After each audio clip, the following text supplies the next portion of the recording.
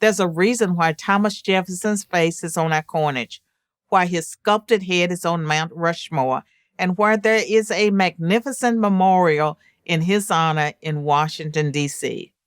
As British historian Paul Johnson put it in A History of the American People, no one did more than Jefferson to create the United States of America. Born on April 13, 1743 in Shadwell, Virginia, Jefferson early on displayed an intellectual curiosity that would never be quenched. He devoured books on history, science, math, and philosophy while learning Latin, Greek, and French. He would eventually amass a personal library of 6,500 volumes, declaring, "I cannot live without books."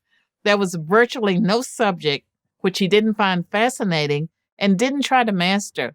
Most of the time, he succeeded. He graduated from college in just 2 years with a plan to practice law. At age 25, he won a seat in Virginia's House of Burgesses, Virginia's colonial equivalent of a House of Representatives, entering politics just as the American colonies were beginning to challenge British rule. Although Jefferson was not a gifted speaker, he was a genius with words. This gift did not go unnoticed. John Adams and Benjamin Franklin, no rhetorical slouches themselves, asked him to write the first draft of America's Declaration of Independence. Their confidence was richly rewarded. Jefferson's assertions that all men are created equal and that nature's God, the Creator, had granted them inalienable rights formed the cornerstones of the American experiment.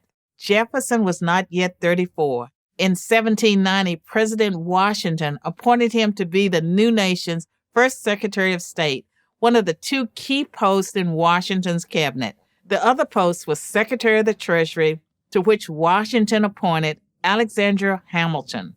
The two became bitter rivals. Jefferson distrusted Hamilton's belief in a powerful central government. Hamilton thought Jefferson was an impractical dreamer. Both misunderstood the other. This was probably inevitable given their strong convictions and considerable egos. And although it's true that Jefferson was a lofty political theorist, he was also a cunning politician. His hardball tactics angered or alienated people who had once been close allies, most notably John Adams. After defeating Adams in a contentious election in 1800, Jefferson served 2 terms as America's 3rd president. A 10-year historians still consider among the most consequential and successful in American history.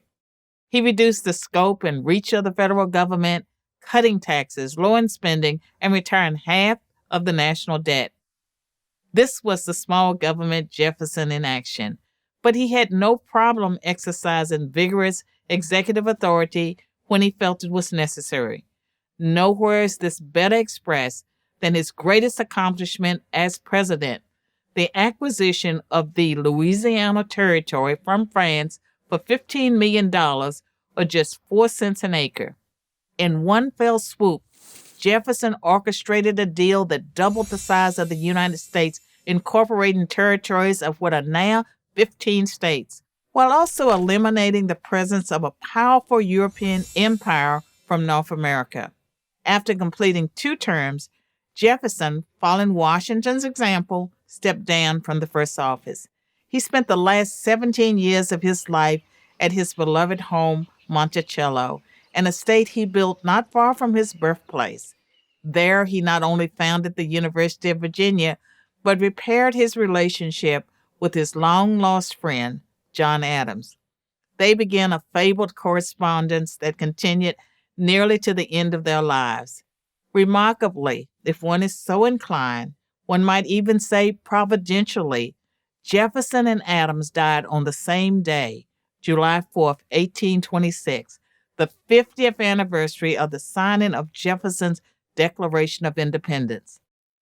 Thomas Jefferson was a complex man who must be judged in the context of his time.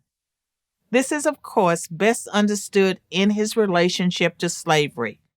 He grew up in a world that took slave ownership for granted. He owned slaves as his father had before him, yet he abhorred the very idea of slavery. On numerous occasions, he acknowledged that he violated his fundamental belief that all men are created equal. And yet it's also true that Jefferson pointed the way out of that heinous institution.